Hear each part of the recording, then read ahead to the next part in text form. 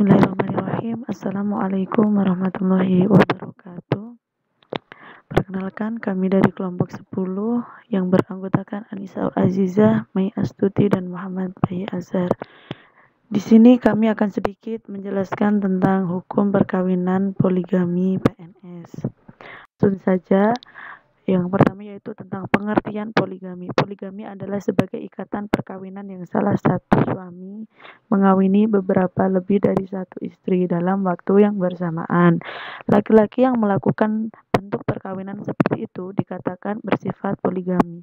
Kasus-kasus poligami seperti ini sering terjadi di lingkungan masyarakat, tidak terkecuali bagi pegawai negeri sipil atau PNS. Bahkan poligami juga bisa terjadi kepada siapa saja, baik itu pejabat negara, pegawai swasta, ataupun orang biasa.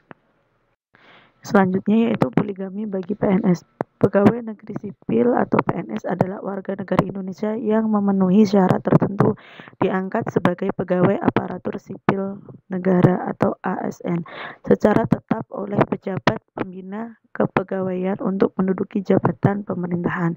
Demikian yang disebut dalam pasal 1 angka 3 Undang-Undang Nomor 5 Tahun 2014 tentang aparatur sipil negara.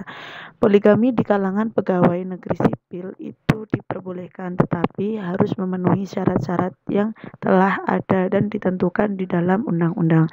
Namun pegawai negeri sipil hanya mempunyai satu tunjangan istri dan negara hanya mengakui pegawai negeri sipil atau PNS beristri satu. Jika pegawai negeri sipil atau PNS yang beristri 8 dari satu, maka istri kedua, ketiga, dan keempat atau dan seterusnya tidak akan mendapat tunjangan istri atau kartu istri karis seperti yang didapatkan istri pertama.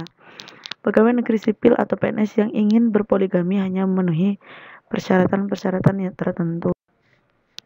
Faktor yang mempengaruhi poligami PNS yaitu ada 3. Yang pertama, apabila istrinya tidak dapat melahirkan anak dan mereka tidak mempunyai anak sama sekali.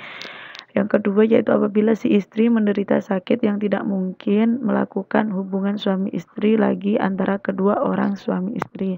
Yang ketiga, apabila istri satu-satunya berada dalam penjara. Yang selanjutnya yaitu prosedur pelaksanaan poligami bagi PNS. Dalam angka 4 surat edaran BAKN nomor 8 /SE/1983 sebagai berikut. Yang pertama, pegawai negeri sipil pria yang akan beristri lebih dari seorang wajib memperoleh izin tertulis lebih dahulu dari pejabat. Yang kedua yaitu izin untuk beristri lebih dari seorang hanya dapat diberikan oleh pejabat apabila memenuhi sekurang-kurangnya satu syarat alternatif dan ketiga syarat kumulatif. Yang ketiga yaitu surat permintaan izin untuk beristri lebih dari seorang. Setiap atasan yang menerima permintaan izin untuk beristri lebih dari seorang wajib memberikan pertimbangan kepada pejabat. Lalu yang keempat, setiap atasan yang menerima surat permintaan izin untuk beristri lebih dari seorang wajib menyampaikannya kepada pejabat melalui saluran hierarki selambat-lambatnya 3 bulan terhitung mulai tanggal ia menerima surat permintaan izin itu. Yang kelima yaitu setiap pejabat harus mengambil keputusan selambat-lambatnya 3 bulan terhitung mulai tanggal ia menerima surat permintaan izin itu.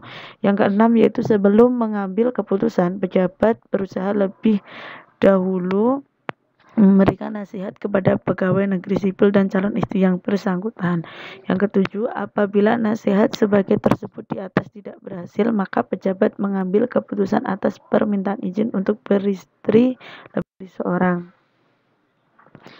Yang ke-8, permintaan izin untuk beristri lebih dari seorang ditolak apabila yang pertama, bertentangan dengan ajaran atau peraturan agama yang dianutnya kepada kepercayaan terhadap Tuhan Yang Maha Esa yang dihayatinya. Yang kedua, tidak memenuhi salah satu syarat alternatif dan semua syarat kumulatif. Yang ketiga, bertentangan dengan peraturan perundang-undangan yang berlaku. Yang keempat, alasan-alasan yang dikemukakan untuk beristri lebih dari seorang bertentangan dengan akal sehat.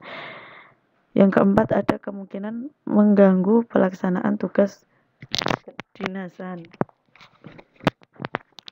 Yang ke-10 yaitu permintaan izin untuk beristri lebih dari seorang dapat disetujui apabila tidak bertentangan dengan ajaran atau peraturan bertentangan dengan ajaran atau peraturan agama yang dianutnya atau kepercayaan terhadap Tuhan Yang Maha Esa yang dihayatinya, yang memenuhi salah satu syarat alternatif dan semua syarat kumulatif dan tidak bertentangan dengan peraturan perundang-undangan yang berlaku.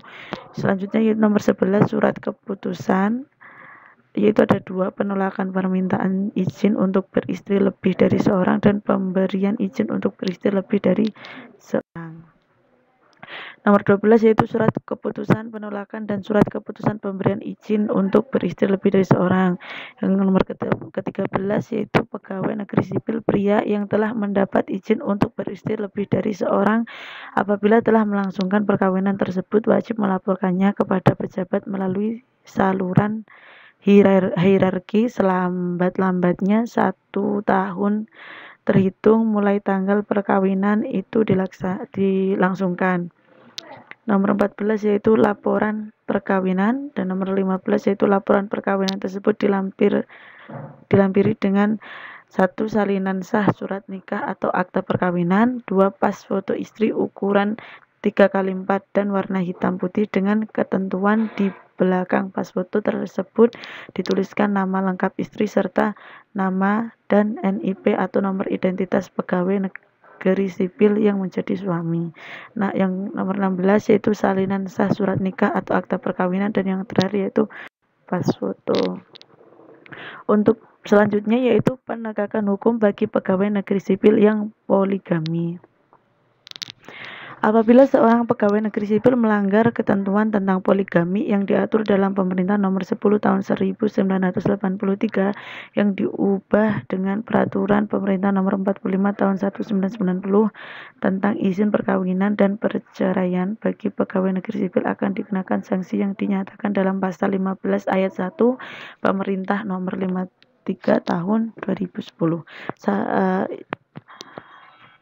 Hukuman disiplin berat itu terdiri dari yang pertama yaitu penurunan pangkat setingkat lebih rendah selama 3 tahun, yang kedua pemindahan dalam rangka penurunan jabatan setingkat lebih rendah, yang ketiga pembebasan dari jabatan, yang keempat pemberhentian dengan hormat tidak atas permintaan sendiri sebagai pegawai negeri sipil, dan yang kelima memberhentikan tidak dengan hormat sebagai pegawai negeri sipil.